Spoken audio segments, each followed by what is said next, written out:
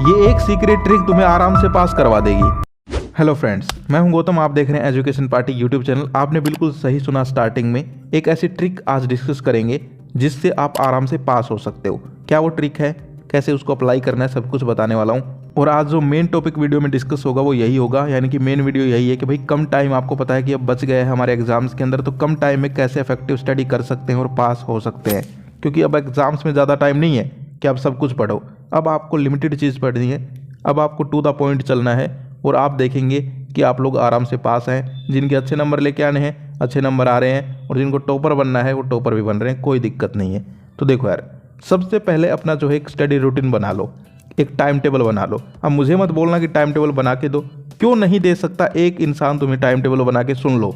क्योंकि तुम फॉलो नहीं कर सकते, सबकी अलग अलग कंडीशंस हैं।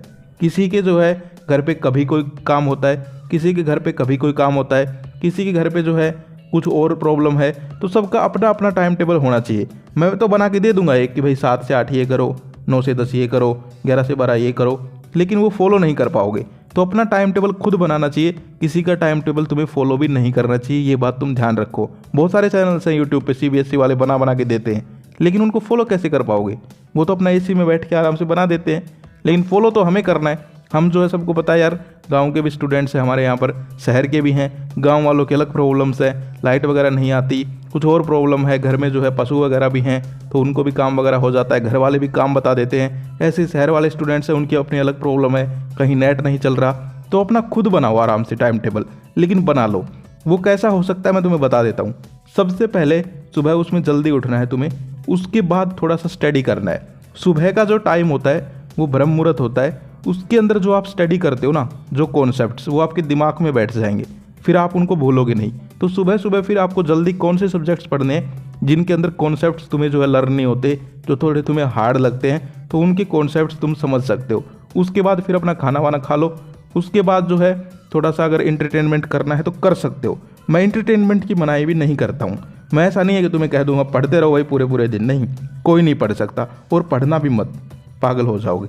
तो करना क्या है, बीच बीच में थोड़ी हंसी मजाक भी होनी चाहिए, कोई दिक्कत नहीं है। उसके बाद फिर से एक राउंड करना है पढ़ाई का। उसके अंदर फिर से आपको वो सब्जेक्ट्स पढ़ लेने हैं, चाहे आपका वो टाइम कभी भी हो सकता है, दोपहर का हो सकता है, कभी भी, जो आपके यहाँ पर जैसे हिंदी हो गया, इंग्लिश हो गया, यानी कि जो बीच के सब्जेक्ट्स है, ना ज़्यादा हार्ड ना ज़्यादा ईजी, ठीक है। इनको लाइट में लेके मत चलना, ये गलती मत कर देना भाई। 12th वाले कर देते हैं कई बार ये गलती कि सिर्फ पूरा फोकस कर देंगे मेन सब्जेक्ट्स पे, जैसे physics, chemistry, math, bio, political science, geography, business, accounts, और इन सब्जेक्ट्स को छोड़ देते हैं, हिंदी, इंग्लिश, और बाद में पता चलता है पूरा रिजल्ट इन्होंने ख़राब करवा दिया।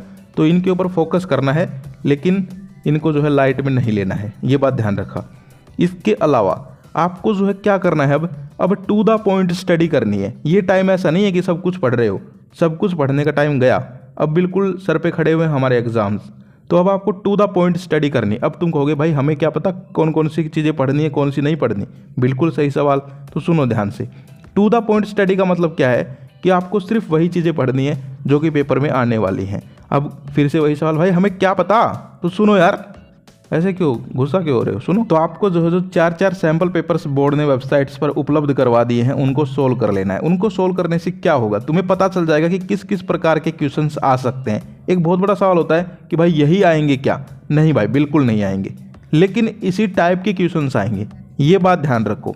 अगर वही सैम्पल पेपर आ गए सारे के सारे, फिर तो भाई बोर्ड का पेपर लीक सा ही हो जाएगा।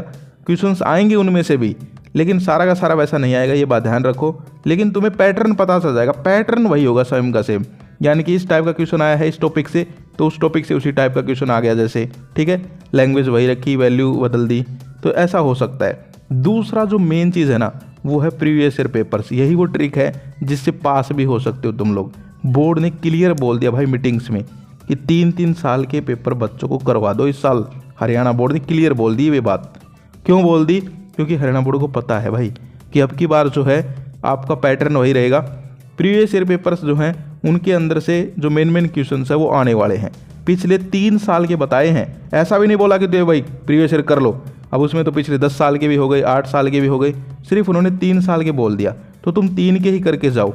और इसके अंदर भी जो सीक्रेट बात है वो सुन लो। अब 3 साल में भी, जैसे कि तुम 2024 में पेपर दे रहे हो, तो 3 साल हो गए 2023, 22, 21। 23 वाले से कम क्वेश्चंस आएंगे, 21 और 22 वाले से ज़्यादा क्वेश्चंस आएंगे, ये बात ध्यान रखो। ये मैंने एनालिसिस किया है पिछले सालों के जो पेपर्स थे उनके अंदर, कि जो एक पिछले साल होती है उससे कम आते हैं और जो पीछे की 2-3 सालें होती हैं उनसे ज़्यादा क्वेश्चंस आते हैं। तो ये बात तुम ध्यान रखो और आराम से पास हो जाओगे, कोई दिक्कत तुम्हें नहीं आने वाली। इसके अलावा अब की बार जो competency based, case based, assertion reason questions आ रहे हैं, इनको लेकर स्टूडेंट थोड़े डर गए हैं, तो मैं तुम्हारा डर बिल्कुल हटाना चाहता हूँ। डरना नहीं है, ये जो क्वेश्चंस होंगे ना ये इजी आएंगे तुम्हारे लिए। अगले साल जो पेपर होगा उसमें ये हार्ड आएंगे, इस साल इजी आएंगे, ये बात मुझे पता चली है।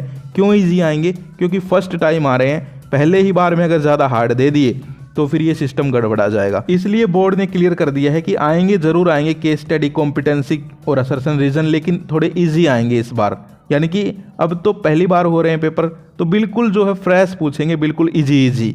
लेकिन अगले साल से ये भी घुमा फिरा के पूछेंगे। तो तुम लोग लकी हो कि फर्स्ट टाइम हो रहा है, तो तुम लोगों के जो है इजी ही आएंगे, ज़्यादा हार्ड ये नहीं आएंगे, ठीक है। इसके अलावा इंपॉर्टेंट क्वेश्चंस की वीडियोज़ हैं हमारी, वो तुम लोग देख सकते हो। वन शॉट वीडियोज़ पड़ी हुई हैं, इस टाइम में वन शॉट वीडियो भी बहुत काम करती हैं। यानी कि एक वीडियो होती है 2-3 घंटे की और पूरा सिलेबस वो लोग करवा देते हैं, तो उसे रिवाइज हो जाता है, ठीक है। इसके अलावा इंपॉर्टेंट क्वेश्चंस की पेड PDF हमारी आ गई है, तो वो भी आप लोग खरीद सकते हो। उसके अंदर हर एक सब्जेक्ट के, 10th के तो विद सॉल्यूशन है, यानी कि 10th में तो अगर तुम खरीद लेते हो उस PDF को ही पढ़ लो आराम से बैठ के, कुछ ज़्यादा नहीं पढ़ सकते हो तो भी आराम से तुम्हारा काम चल जाएगा, कोई दिक्कत नहीं आएगी। क्योंकि क्वेश्चंस वही डाले गए हैं उसके अंदर जो कि इंपॉर्टेंट हैं, कॉन्सेप्चुअल हैं, कॉम्पिटेंसी हैं और जो आने वाले हैं।